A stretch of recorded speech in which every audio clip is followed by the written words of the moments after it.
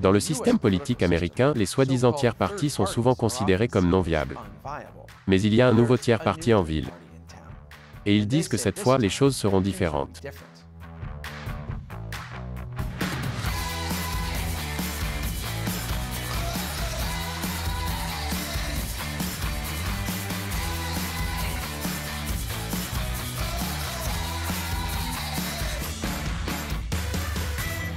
Bienvenue à l'émission Amérique dévoilée, je suis Matt Neisda, je remplace Chris Chappell. Si vous croyez les médias, le paysage politique des États-Unis est devenu assez sombre. Aussi, si vous croyez les médias, j'ai des marécages en Floride à vous vendre. Vous pouvez me faire confiance, vous n'êtes manifestement pas crédule. Mais selon les médias, nous sommes plus divisés que jamais. L'extrémisme se cache à chaque coin de rue. Certains disent même que le fossé politique aux États-Unis est devenu irréconciliable. Je veux dire bien sûr, les États-Unis se sont réconciliés après la guerre civile. Mais c'est différent. Les gens disent des choses méchantes sur Twitter. Mais n'ayez crainte, la solution est là. Bienvenue au tout nouveau troisième parti américain. L'avant, le parti politique centriste. Le centre se bat contre la polarisation et l'extrémisme. Parce qu'il est difficile d'être extrême au centre. Ce qui se rapproche le plus des centristes extrêmes sont les neutres de Futurama. Est-ce une comparaison valable? Mon instinct me dit. Peut-être. Le visage de ce nouveau parti n'est autre que l'ancien candidat à la présidence Andrew Yang. Vous vous souvenez de lui? Andrew Yang a fait les gros titres lors de l'élection primaire démocrate de 2019 pour sa plateforme unique. Elle était axée sur l'idée d'un revenu de base universel comme solution à l'automatisation croissante. Bien qu'il ait vraiment fait les gros titres pour ses vibrations de père ringard. Et pour s'être fait rouler par le DNC. Mais bien sûr, Yang n'a pas gagné la primaire. Il a aussi perdu la primaire pour la mairie de New York. Et finalement, il a décidé de quitter le Parti démocrate et de créer son propre parti politique. Et maintenant, le Parti de l'Avant de Yang a fusionné avec deux autres organisations politiques pour créer le nouveau Parti de l'Avant. Parce que ce n'est pas du tout confus. Les trois partis du nouveau Parti de l'Avant sont l'ancien Parti de l'Avant d'Andrew Yang, le Mouvement pour le renouveau de l'Amérique et le Mouvement pour servir l'Amérique. Et oui, on s'est moqué de l'ancien logo d'Andrew Yang parce qu'il ressemblait à G.I. Joe ou Top Gun. Même si ces deux choses sont toutes deux excellentes. Le nouveau logo est un peu plus subtil. J'ai dit subtil, je voulais dire nul. Il ressemble maintenant à une société de service public. Quoi qu'il en soit, le Mouvement pour le renouveau de l'Amérique a été créé en 2021 par d'anciens responsables républicains. Et sa présidente est l'ancienne gouverneure républicaine du New Jersey, Christine Todd Whitman. Donc naturellement, Yang et Whitman sont les coprésidents du nouveau Avant. Le Serve America Movement est dirigé par l'ancien membre républicain du Congrès David Joly qui a fini par ne pas être coprésident de l'Avant. Ce qui ne doit pas rendre Joly très heureux. L'union entre les trois a attiré beaucoup d'attention. Un nouveau parti politique vient d'être lancé, le Parti de l'Avant, dont les organisateurs veulent faire appel à des millions d'électeurs qui disent que le système américain à deux partis ne fonctionne pas. Donc, si vous en avez assez des démocrates et des républicains, il y a un nouveau parti politique à venir. Un nouveau troisième parti politique en Amérique appelé l'Avant. Un nouveau groupe centriste parie sur le fait que des millions d'Américains en ont assez du système à deux partis de ce pays. Ils annoncent la création d'un troisième parti politique qui s'appellera l'Avant. En fait, ils essaient d'être un troisième parti politique viable.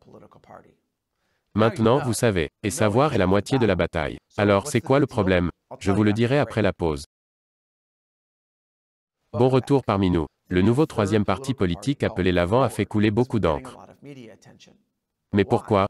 Il y a des tonnes de soi-disant « tiers partis » aux États-Unis. Personne ne semble savoir avec certitude combien ils sont. Si l'on en croit Wikipédia, il y en aurait environ 420. Mais j'ai des doutes, ce nombre semble suspicieusement mièvre.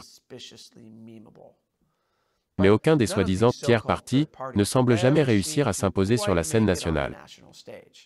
Et les médias ont été très heureux de le souligner.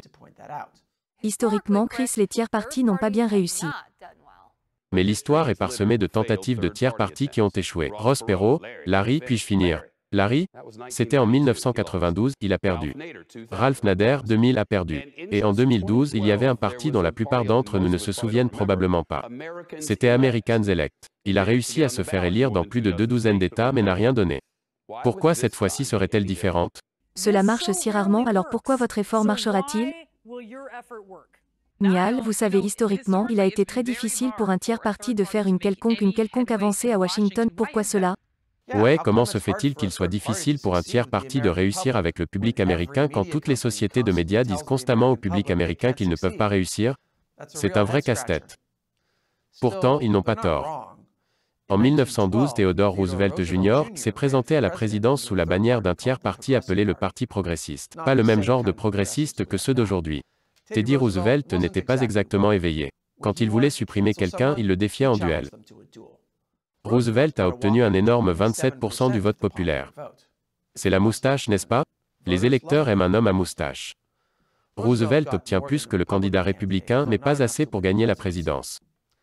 Pendant ce temps, le candidat indépendant Ross Perot fait des vagues lors de l'élection présidentielle de 1992 en obtenant 18,9% du vote populaire.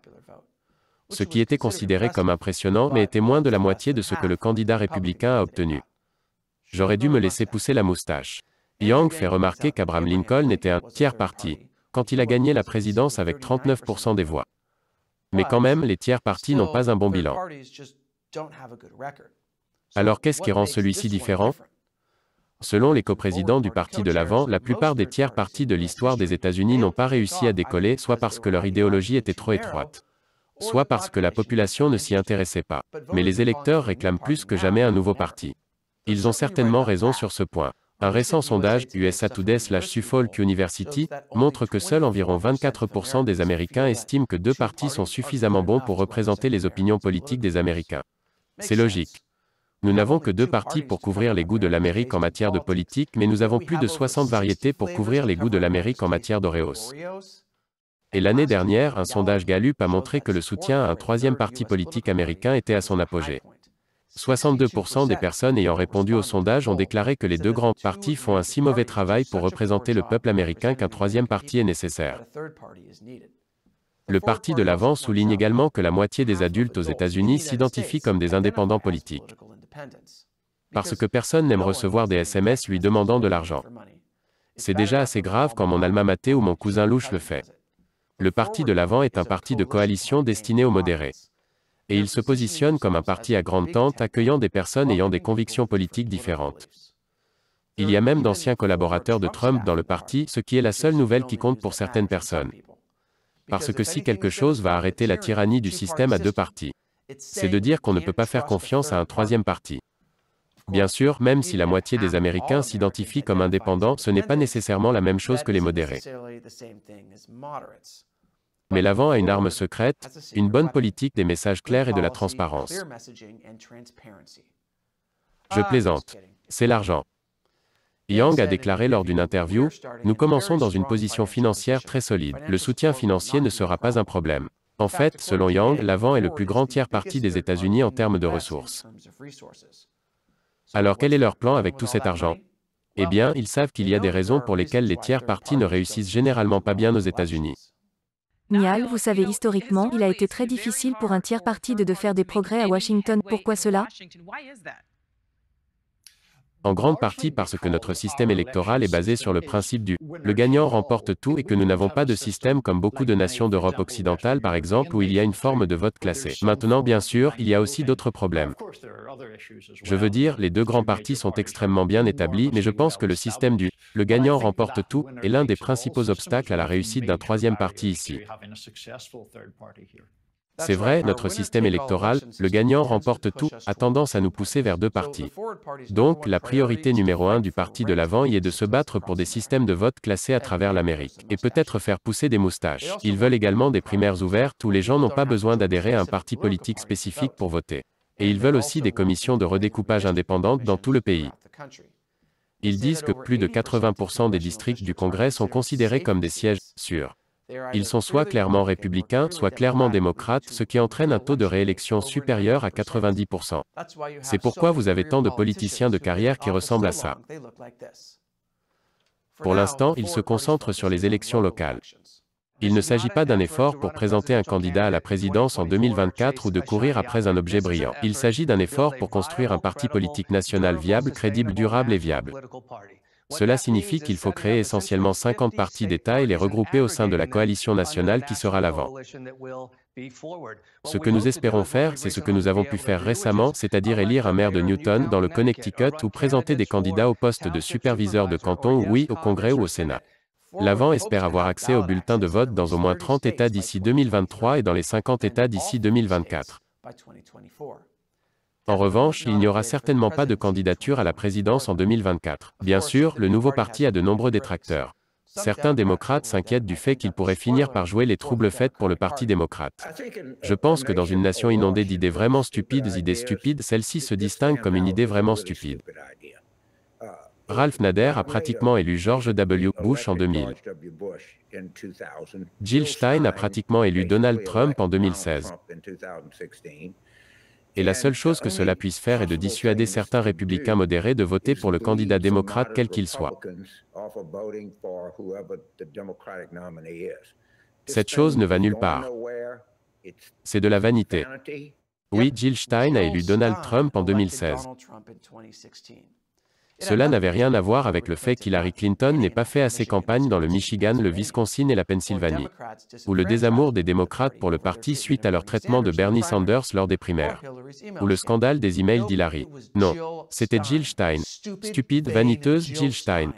Il n'y a que deux partis politiques, il n'y aura jamais que deux partis politiques.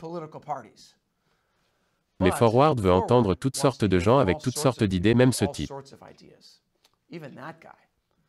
Ils l'indiquent clairement sur leur site web où la principale raison de rejoindre le parti est. La diversité des idées n'est pas seulement bienvenue, elle est nécessaire. La question est de savoir si l'un d'entre eux sera un jour capable de se mettre d'accord sur quelque chose. Mon instinct me dit. Peut-être. Alors qu'en pensez-vous? Cette fête va-t-elle mener quelque part?